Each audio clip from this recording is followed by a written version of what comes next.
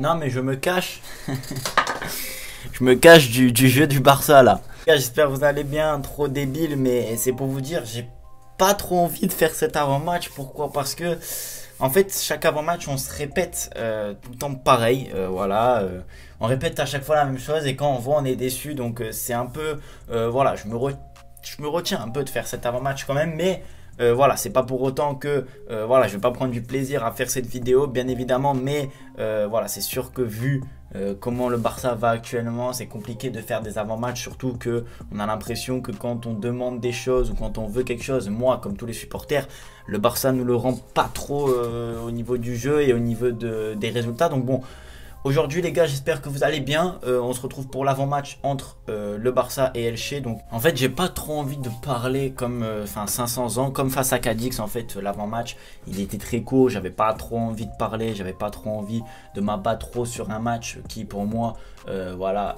visuellement quand on va voir le match on sait ce qui va se passer. Le Barça va avoir le ballon, le Barça va avoir des occasions, mais on ne sera jamais sûr si le Barça va tuer le match ou pas. Donc bon, ça sert à rien de faire des avant-matchs où on décrypte tout, nanani nanana. En ce moment en tout cas c'est pour moi le choix à faire. Après c'est pour ma part, hein. Je sais que certains de mes confrères youtubeurs font autre chose, mais moi personnellement j'ai pas trop envie de m'abattre sur le sujet. Donc Elche, si on en parle quand même, ils sont 18e, ils ressortent d'une victoire je crois, donc ils se battent pour le maintien, hein. C'est des équipes qui se battent pour le maintien, mais c'est des équipes qui peuvent nous embêter comme on l'a vu Cadix. Donc on va essayer au maximum de rester positif. Donc au Barça je vais pas parler 500 ans, voilà, il va falloir marquer, c'est tout.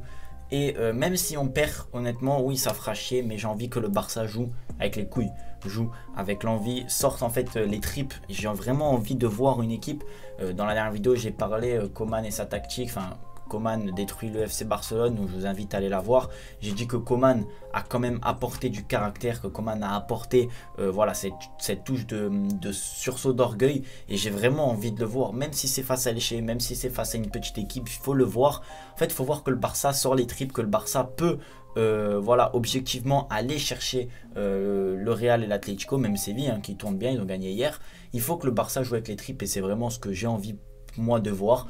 Donc voilà, pas parler sans temps, c'est tout ce que j'ai envie de voir du Barça demain devant ma télé. J'ai vraiment envie voilà, que le Barça sorte les tripes. Si demain j'arrive devant la télé et au bout du match il y a un 0 alors qu'on a joué comme des pieds, honnêtement je serais déçu. Je préfère qu'on joue avec les tripes, que l'on se bat, qu'on transpire, qu'on mouille le maillot jusqu'à la fin et qu'on sorte peut-être avec un nul.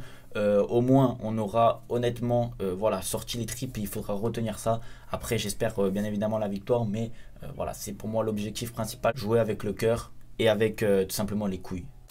Donc au niveau de la composition, comme je vous l'ai dit, on va vite fait le faire cet avant-match parce que voilà, ça s'abattre, ça serait trop long.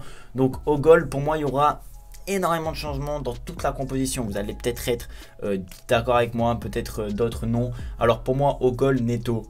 Voilà, je vous dis pourquoi honnêtement, parce que Ter Stegen se prend à chaque fois un but et pour être honnête il faut dans les saisons comme ça de transition ou dans des saisons où on est dans le moins bien, personne n'a sa place de garantie titulaire, tout le monde doit tourner, tout le monde doit avoir sa chance. Neto au goal, ses dernières sorties n'étaient pas trop mal, alors c'était face à des petites équipes ok, mais il n'avait pas pris de but, c'était intéressant. Au goal Neto, en défense centrale, là je vais pas m'abattre sur la défense honnêtement, je n'ai pas envie d'en parler.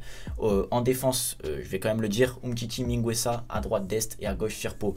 Firpo parce que Alba voilà c'est trop répétitif et Firpo mérite de jouer. Je le dis, hein, il y en a ils disent il n'a pas le niveau etc. Oui peut-être c'est vrai, mais il mérite de jouer. Je vois pas pourquoi Alba jouerait tous les matchs alors que Firpo lui ne pourrait pas avoir sa chance. Son dernier match il avait marqué un but, il s'était montré intéressant offensivement. Firpo pour moi on doit lui donner sa chance, on doit voilà, lui montrer qu'on compte sur lui dans les moments peut-être un petit peu dans le moins bien d'Alba ou du club, et pourquoi pas qu'il sorte une masterclass ou un bon match. Au milieu de terrain, Ilaix, donc pour ceux qui le connaissent c'est Modiba, hein, ce Ilaix Modiba. Je ne sais pas s'il pourra jouer parce qu'il a joué il y a 3 jours avec le Barça B. Je ne sais pas s'il sera autorisé à convoquer, je connais pas trop la règle en Espagne comment ça se passe. Donc Alex Modiba pour moi, devant lui Pjanic, Riqui Puig, voilà, totalement un changement total. Pjanic doit jouer, Riqui Puig aussi pour moi, enfin c'est mon point de vue. Et en attaque, du changement aussi de partout. Konrad, Trincao, et Messi. Pour moi, voilà, c'est ce qu'il faut, il faut tourner. Donc Messi, je le mets. Mais attention, j'ai hésité à mettre Conrad, Trincao et Collado. Collado que vous connaissez peut-être, le numéro 10 du Barça B, qui a un avenir intéressant. J'ai hésité à mettre les trois ensemble, mais il n'y avait pas de pure pointe. Et voilà, Messi, on sait qu'il peut quand même finir et c'est un finisseur. Je le mets parce que c'est le capitaine de notre équipe. Mais attention, voilà, j'ai eu un moment de réflexion quand même.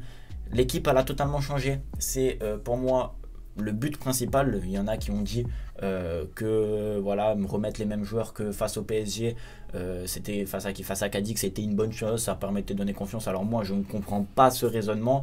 Alors je veux bien redonner confiance à une équipe quand elle prend 1-0 ou un match accroché, peut-être pas le meilleur match de leur vie, mais un match accroché, tu redonnes la chance dans le match suivant. Mais là c'est une débâcle.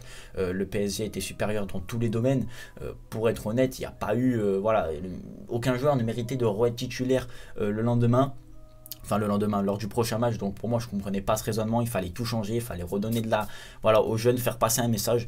Donc voilà, pour moi c'était la meilleure solution possible, et j'espère que pour vous, vous pensez la même chose, parce que la débâcle face au PSG était quand même assez honteuse.